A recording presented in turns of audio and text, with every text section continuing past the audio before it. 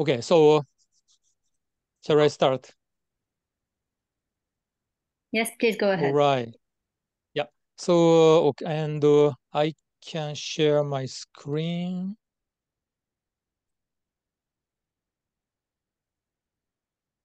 like this.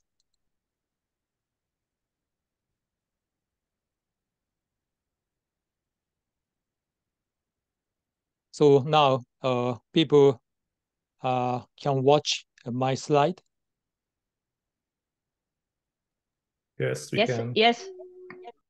Okay, that's good. All right. So, uh, hello everybody. Thank you for having me. And yeah, so I'm so happy to show my idea for people from all over the world. Now, okay, I think this is quite a new name to everybody.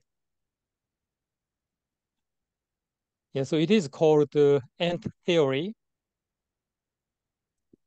But the idea is quite simple.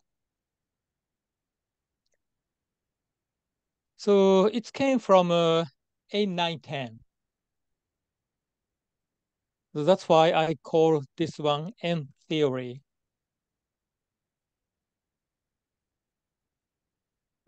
So 8, 9, and 10 show the number of checkers in the zone. Oh, by the way, so people can't talk now while I'm doing presentation. So after presentation, people can ask me. Is that the way? Okay. Yes, exactly. Please, everyone, just mute yourselves till the end. Whenever you have a question, then you can raise your hand at the end, okay? All right. So this theory explains when you split your back checkers or runners. Yeah, maybe the name runner is also fine. Okay, so this is a summary. So when we have when the opponent has 8 checkers in the zone, we always split. And when the opponent has 10 checkers in the zone, we don't split. And how about 9? It's it's like a middle of 8 and 10. So we need to check the details.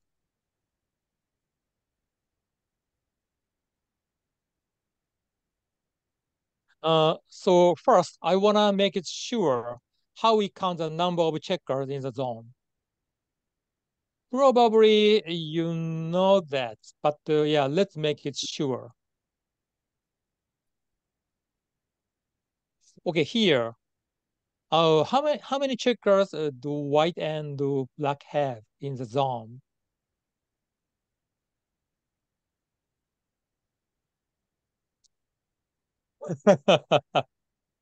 Yeah. So white has 8 checkers in the zone, and black also has 8 checkers in the zone. Yeah.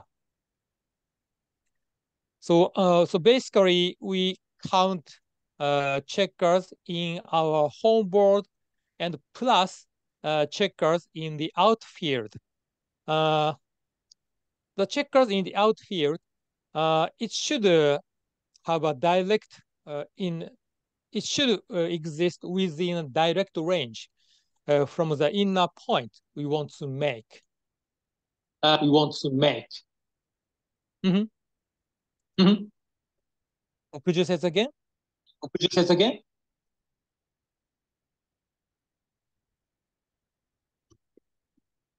Mhm. Okay, so I proceed.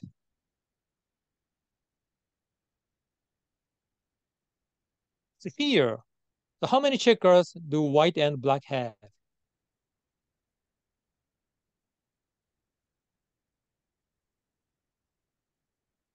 So white has 7 checkers in his home board and 3 checkers in the outfield. So in total, white has 10 checkers in the zone. How about black? Black has 5 checkers in her home board and 4 checkers in her outfield. But the checker on the 14 point is not in the direct range from the point which black wants to make. So we don't count the checker on the 14 point. Then we say black has 8 checkers in the zone. That's my way to count number of checkers in the zone. So here is the answer. White has 10 and black has 8, not 9. Is it clear? Okay. So now, yeah, let's try the case. The opponent has 8 checkers in the zone. So this is a simple backgammon question. How do you play 5-2 for white?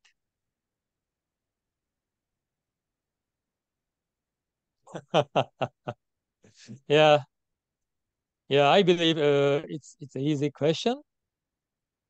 Oh. Well, so splitting never be too dangerous against 8 checkers in the zone.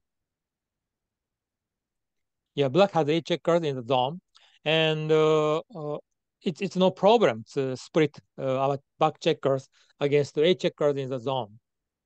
So 5 is almost forced, starting 8, and 2 must be split because black started making a prime. So splitting is a must. So here is the analysis. So 2 men down is a blunder, actually. It's very bad. So in the opening roll, 2 men down is fine when we roll 5-2. I often choose 2 men down, especially when I'm trailing in the score. I like 2 men down. But this is not the opening roll. This is the response. So against the black's 5 point, we have to split. It's a must. Okay, this is question 2. Now white checker is on the board. Do you see the sequence of this position? From the starting position. First, white rolled 5-4 in the opening roll. Then black replied with double 3 and made her 2 inner points. Now white checker is on the board and rolled 3-1. Okay, 1 is forced, just come in. Then, how do you play a 3?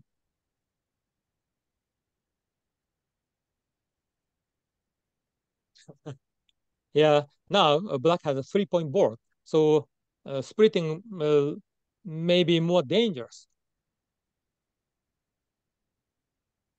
But now black is constructing a nice structure.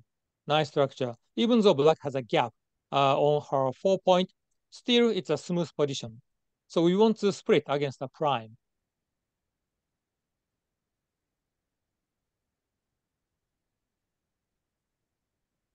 Is it too dangerous again to split against the 3-point board?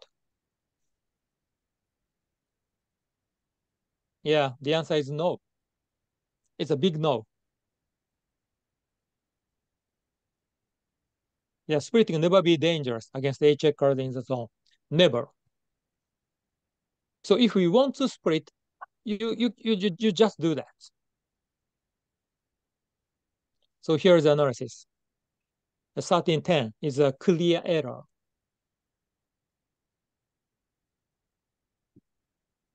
Is that okay? Okay, let's go to the next question. Now, 2-1 for white.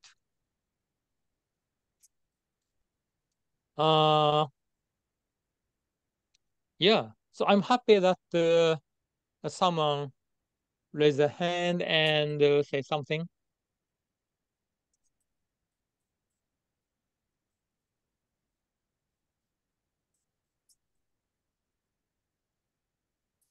All right. Anyway, so do you want to split or you just play calmly?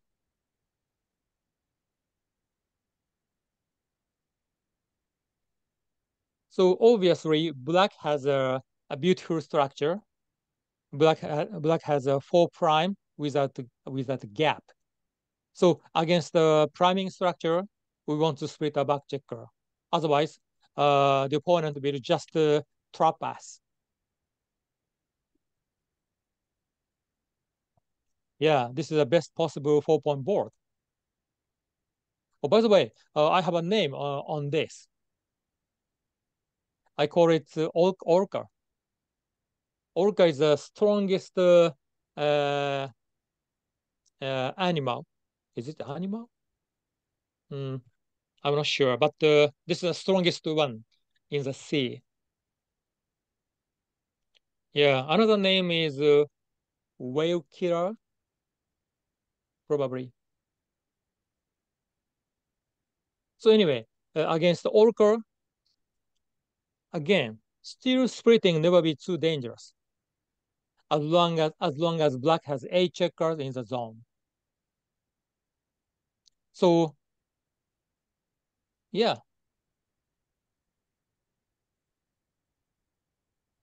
it's never be too dangerous. So let's split. Let's split. If you don't split, it will be a blunder.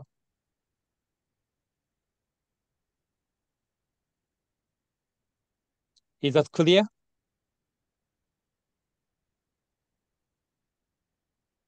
Okay, so this is the concept number 1. So splitting never be dangerous against 8 checkers. Never.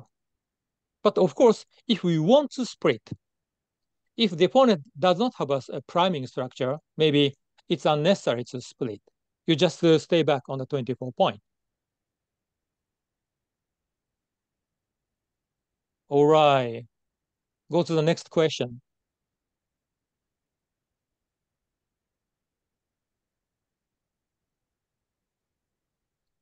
How do you play 2-1 for white?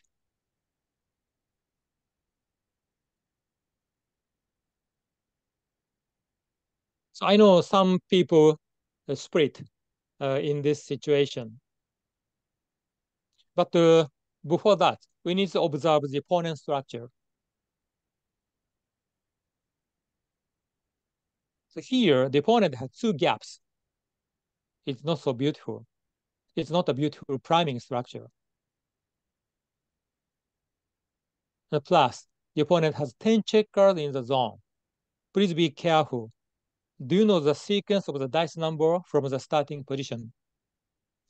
First, white started with 3-1, and then black rolled to double 5, not 5-3.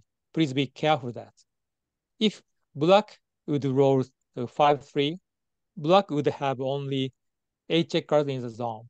But here, because of double 5, black has now 10 checkers in the zone. That makes a huge difference. So here, splitting back checker is a blunder.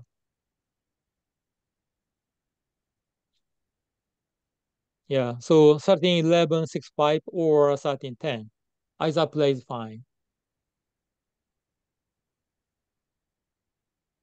Okay, now the next position, the opponent also has 10 checkers in the zone, but a different structure, like this. How do you play 2-1 for white? Now, black has no gap in his home board. So white is inclined to split back checker.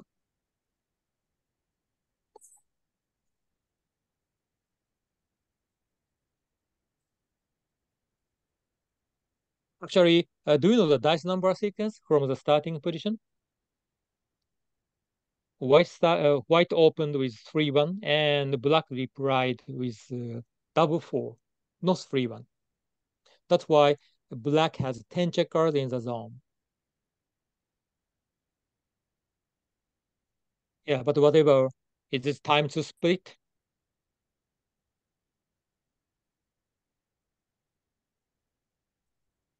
Yeah, again, be careful that your opponent has 10 checkers in the zone.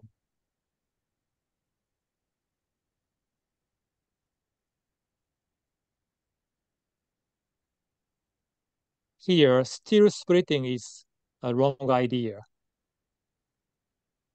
I showed the only one split play in the analysis, but actually this is a best splitting play. Let's say if you choose 24-23, 13-11, it's even worse. It's even worse. So 24-22, 6-5, which is shown in the diagram, is the best splitting play. But still it's error by 66. So you never split your back checker.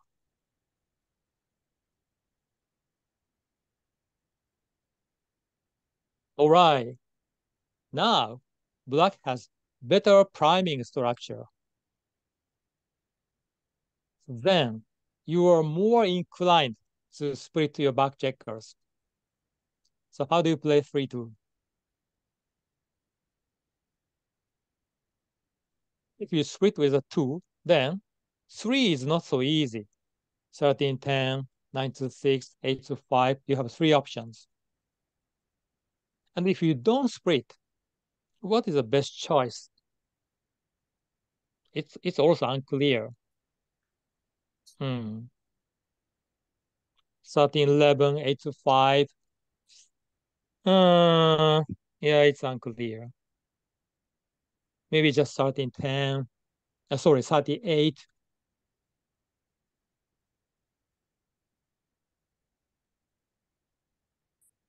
Okay.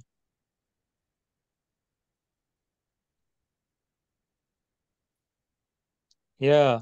So here, even though black has a nice priming structure, still it's a problem that the opponent has 10 checkers in the zone.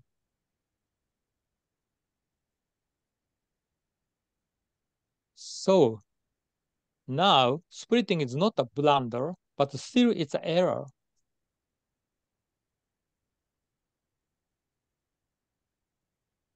Yeah, 13-11, 8-5, or just 13-8 is a better choice.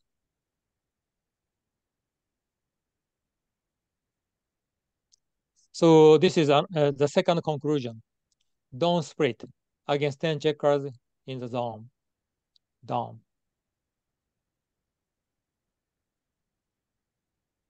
And of course, it's unnecessary to say that any rule has exception. So sometimes you have to split. Sometimes you don't. But this is general idea.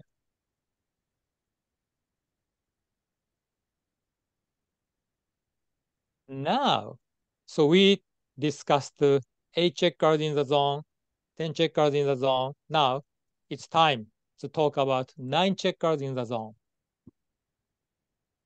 Here, black has 9 checkers in the zone.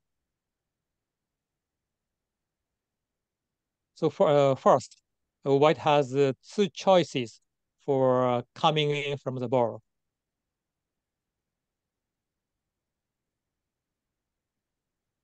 Yeah. Marianne,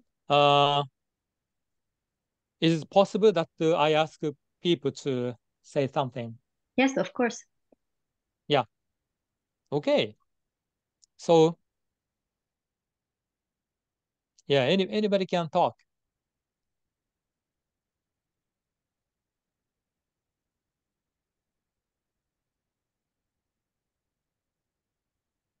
So if you come in with a 1, 5 is probably almost forced, 13-8.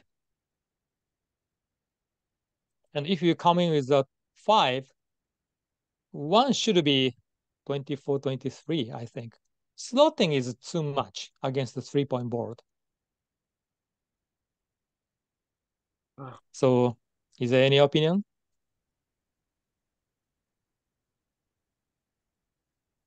Oh, please don't be shy. Yeah, you come in on the 20 and move 24-23. Okay, you come in with a 5 and Yeah. play 24-23. Yeah. Okay, okay, thank you. Yeah, and then what else? I would make the 1 point. Okay, you come in with a 1 and Yeah, with a and 5, starting 5 8. to the 8. All right, yeah, stacky. But yeah, okay, I understand it. Yeah, so maybe the opinion might be 50-50. Okay, let's check it. Yeah, so downside of yeah. So first of all, the opponent does not have a beautiful priming structure. First, the opponent has a gap on her 5 point. The second, the opponent doesn't have any outfield point, meaning it's very difficult for black to make a prime. So usually against a non-priming structure, in other words, blitzing structure, we want to come in with a 1. But then 5 is very, we are unhappy to play a 5. So it's kind of a dilemma.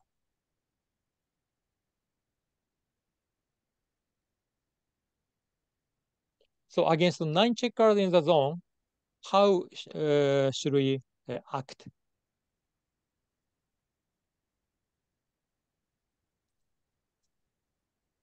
So this is kind of a conclusion. The tendency of 9 checkers is halfway between 8 and 10 checkers. And interestingly,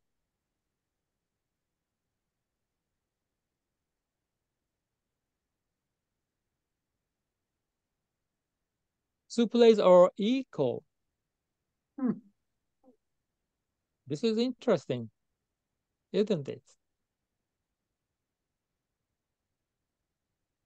So, but again, I say that I think basic play is coming in with a 1, make the anchor because of the opponent blitzing structure. However, starting 8 is a very ugly play. That's why coming in with a 5 is justified. So then, with a similar position, now we change the number of checkers in the zone. So then, how our checker play changes?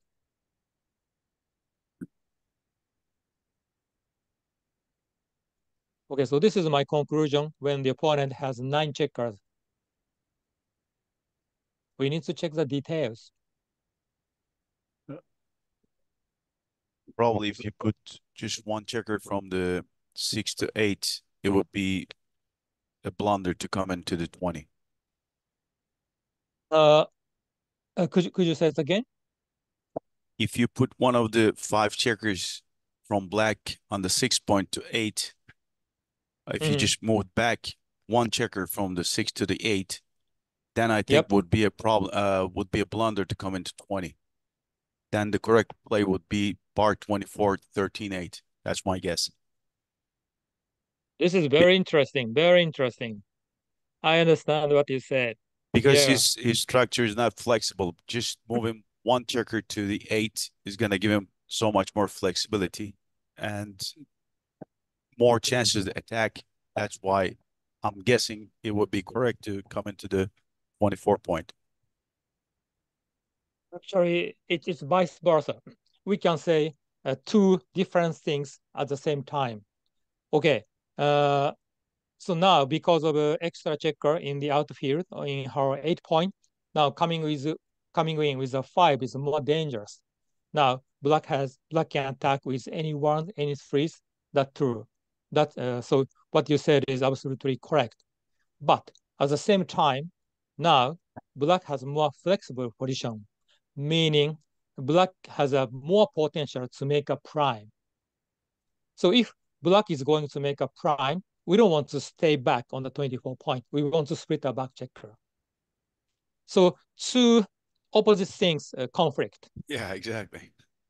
Yeah, so I'm not sure. This is very interesting. Yeah. Yeah. Shall I check by XG now? I just did. It's like a 20 error, not a blunder. Oh, 20 error. Yes. So still two plays are very close. Yes.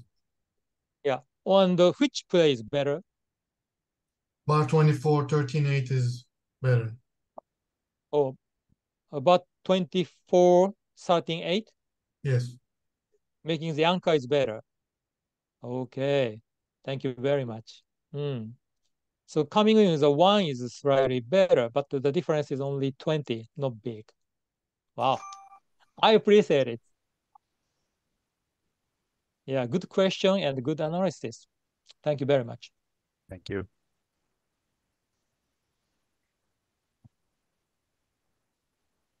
Now, so I changed the number of checkers in the zone of black.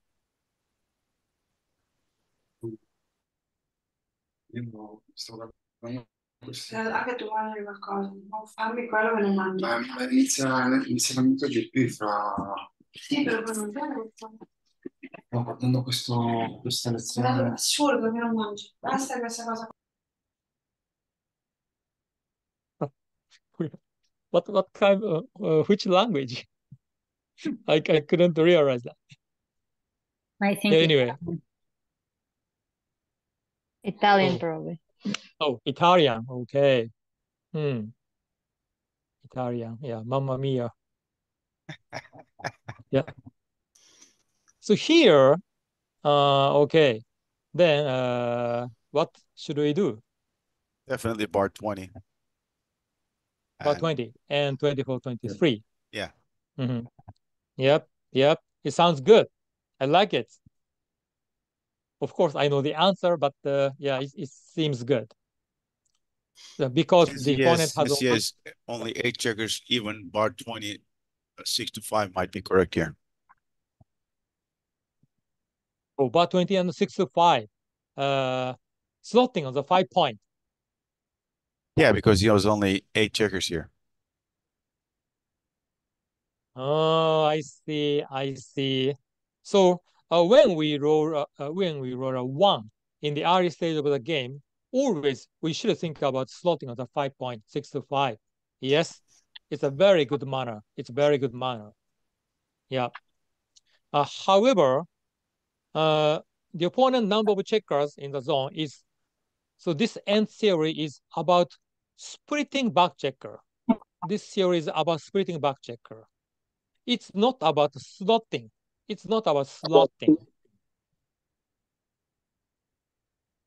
Yeah. So usually when we see the opponent strong home board, the opponent has a 3-point board.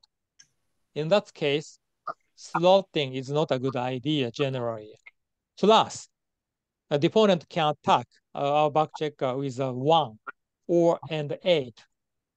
So slotting play on the 5 point is just give the opponent too many good numbers. I don't think it is a good idea. So if we come in with a 5, then we just play 24, 23 with a 1. Yeah. I believe so. Yeah. Nice. So anyway.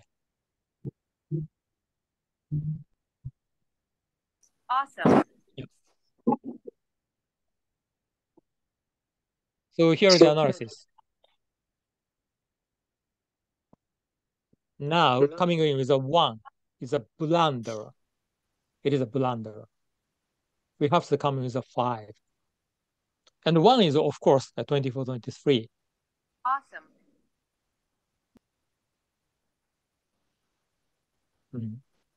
Is that okay? So then, again, I'm going to change the number of checkers in the zone. Can you imagine that? What's position come next? Now the opponent has 10 checkers in the zone. So can you see number 6? Yes. On the 19 point. That's meaning black has 6 checkers on her 6 point. So in total, black has 10 checkers. Bar 24, 13, 8 has to be the answer. It sounds good. Yeah. So here, the opponent has 10 checkers in the zone. That's too many. That's too many. So please don't split against 10 checkers. Congratulations, you are correct. Thank you. Sure. Yeah.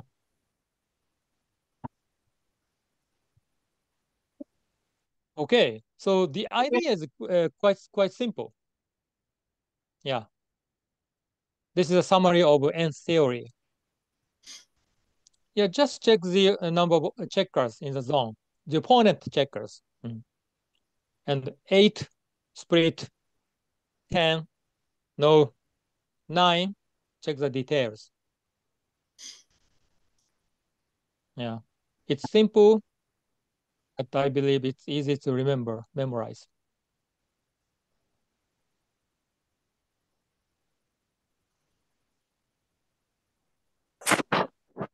Okay, yeah. So there are the positions. I prepared. Okay. So now you. Thank you very much, Michy. Thank you, Michy. My pleasure. Yeah, and yeah, questions.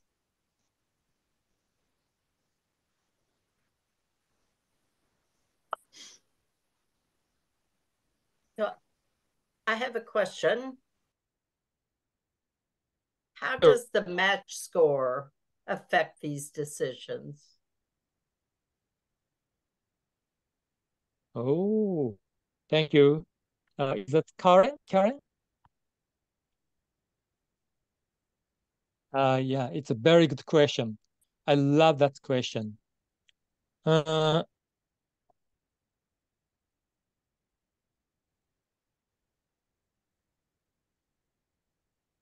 I think Michy got cut off.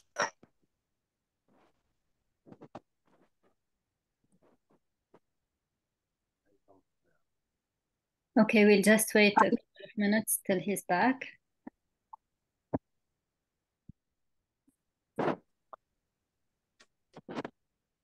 Philippa, I think you have a question. You can go ahead and just ask him when he's back, when he's done, okay? Okay.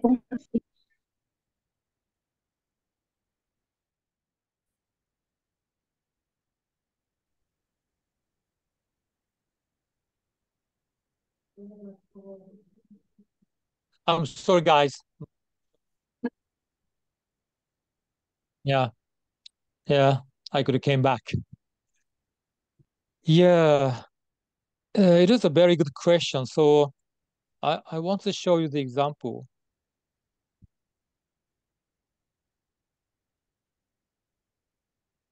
Okay. Oh, and I need to share the screen again. Yeah, let's share the screen. Okay, this one.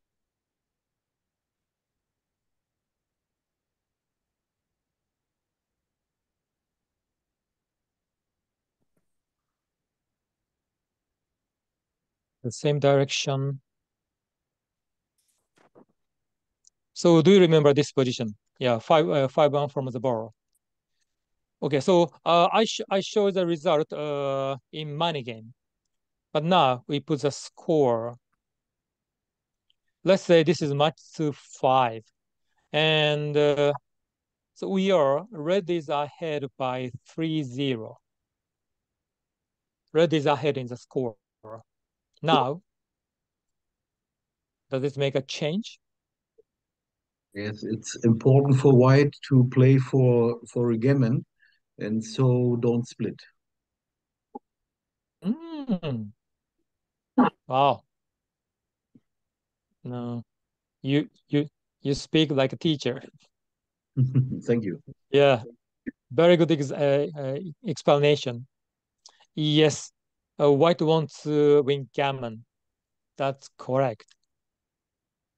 So, in a money game, two plays were equal, but at this score, red priority is saving gammon. Saving gammon is the red priority at this score. Score is 3-0. Red is ahead by 3 points. And in other words, white's priority is winning gammon. So if white's priority is saving gammon, red priority is saving gammon, red have to come in as a 1. Yes, your explanation is perfect. So let's check what actually says. Yeah, look at this. In money game, two plays were equal, but at this score 3-0. Now, coming in is a 1 is a must. Coming in is a 5 is a blunder. It makes huge difference.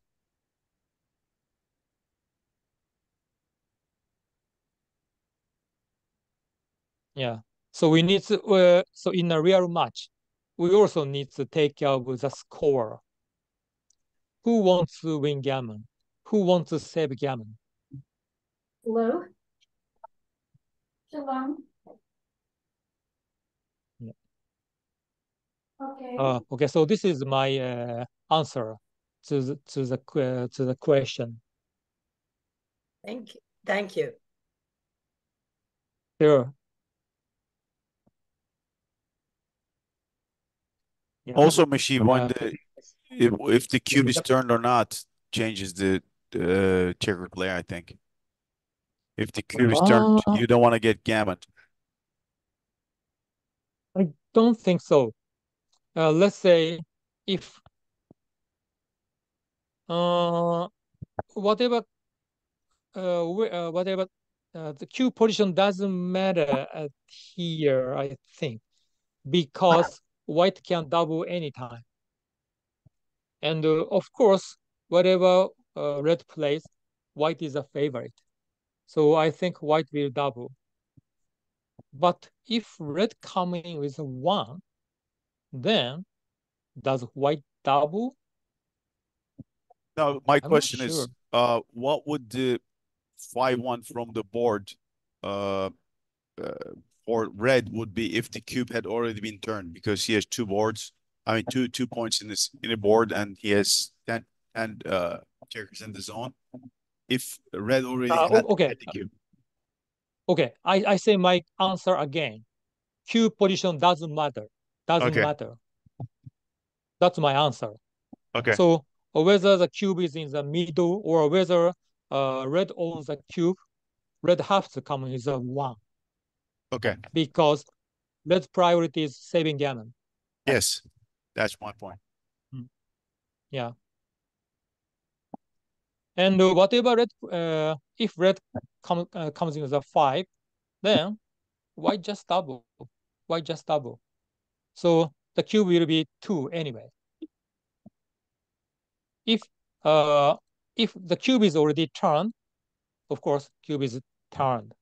But even if the cube is in the middle, it's the same because now white will double immediately after red coming with a 5.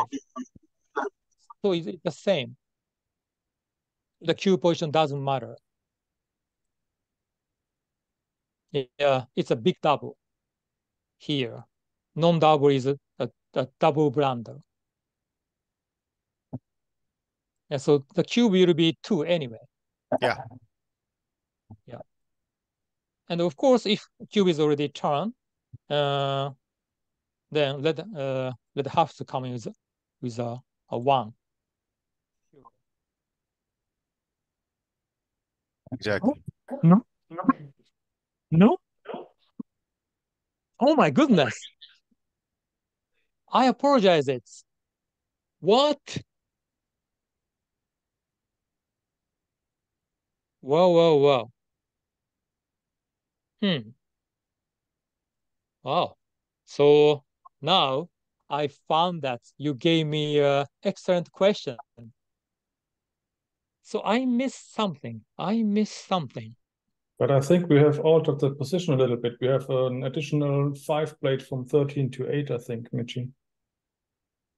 Yes. And extra checkers. Ah, okay. This is not the true position. This is a true position. Oh, I made a mistake. Thank you for finding it. You're welcome. Okay, so yeah. So still coming with a 1 is better. Oh, thank you guys. Thank you for your help.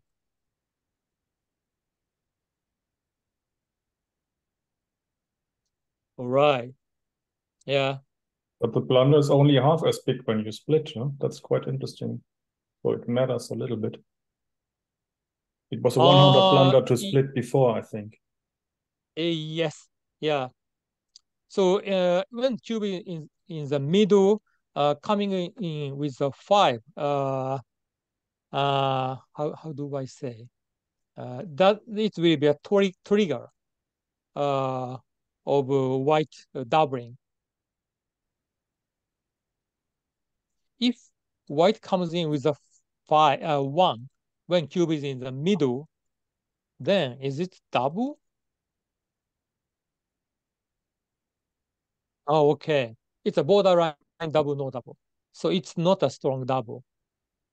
It's a very weak double. How about if you just split the white checkers in the back and put 1 in the 23?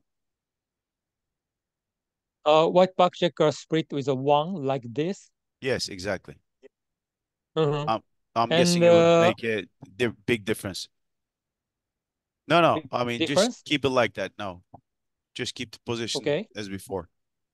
Because it was a borderline. It was a borderline double, no double before when the 24 anchor was made. So I'm thinking if there is some flexibility in the back, white's double is going to be much stronger.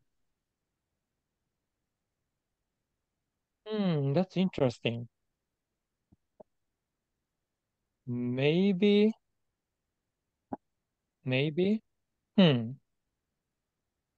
Let's say white's 4-3 and 6-5 will be a great number. 3-2 is also fine.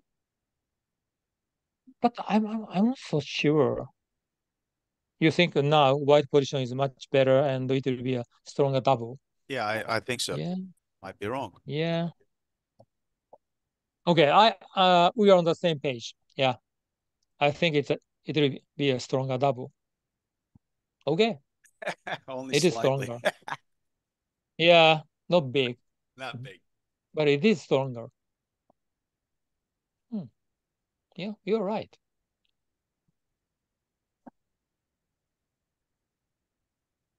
Yeah, this position is very interesting.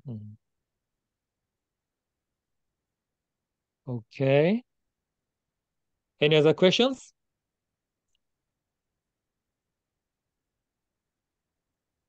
So this ENT theory is connected with my proverbs in the book opening concept. So the book has a proverb, 8 checkers in the zone strong, and 8 checkers is weak, and 10 checkers is strong. So the proverbs say. So I think they are very similar idea, but they are very connected. Michi, your new book, 5-point match cube, when is it coming out? You're asking me. Supposed to be sometime this year, I believe. Yeah, actually, I wanted to publish the book the beginning of this year. Yeah, maybe I got into the maze. Yeah, it's not easy. But yeah, I'm gonna try to publish in next April. Yeah. April. That's what I try. We can get it in Istanbul then. In Istanbul. Yes, that's right. That's Awesome. right. Thank you. Maybe I need to announce it, and I need, yeah. If it's for sure, you gotta announce it so we can use it on the Instagram and Facebook pages and everything. Oh, you are so kind. I appreciate it. Of course. So maybe that's the best way. Actually, for my previous 3 books, I always set the date and told the director of the tournament, I will publish the book in your tournament. So please be prepared that. Yeah, that's what I did. So maybe I need to do the same thing. Yeah. Exactly. So just let us know beforehand. Pressure. Yes. Wow. You have 5 months to go before the biggest tournament in the world. Could you say that again? You have 5 months to go before the Istanbul tournament, the biggest tournament in the world. That's right. Yes. So it's possible. Yeah. It's possible. I think the target this year is 1,000 players compared to 650 last year. 668, Turkey. Oh. 668, yes. Good idea. Good idea. I like that. Yeah. Yeah, okay. Yes, I need to announce it. Looking forward to it. Thank you very much. Yeah. Okay. I'll do my best.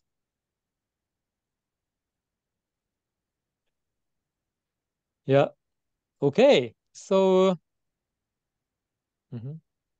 is there any other questions? Nope. Thank you so much, Michy. Have a nice Sunday. Bye, everyone. Oh, thank you very much. Oh, by the way, this is I have an announcement. Yeah, I plan to do a online Backgammon League for teenagers. For teenagers. Yeah.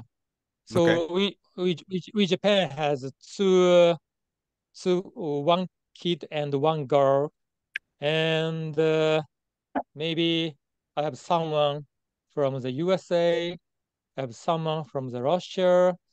Yeah, maybe so 5, 6 kids. Yeah, online league. Yeah, I may organize it. Okay, sounds good. Yeah. Good, Michy. Nice. Yeah, and they all have very strong heart. They love backgammon. Yeah. So I want to support them. Yeah. Okay. All right. So. Thank you, Lee. Thank you so much, Tout Michy. est prêt, tout est prêt.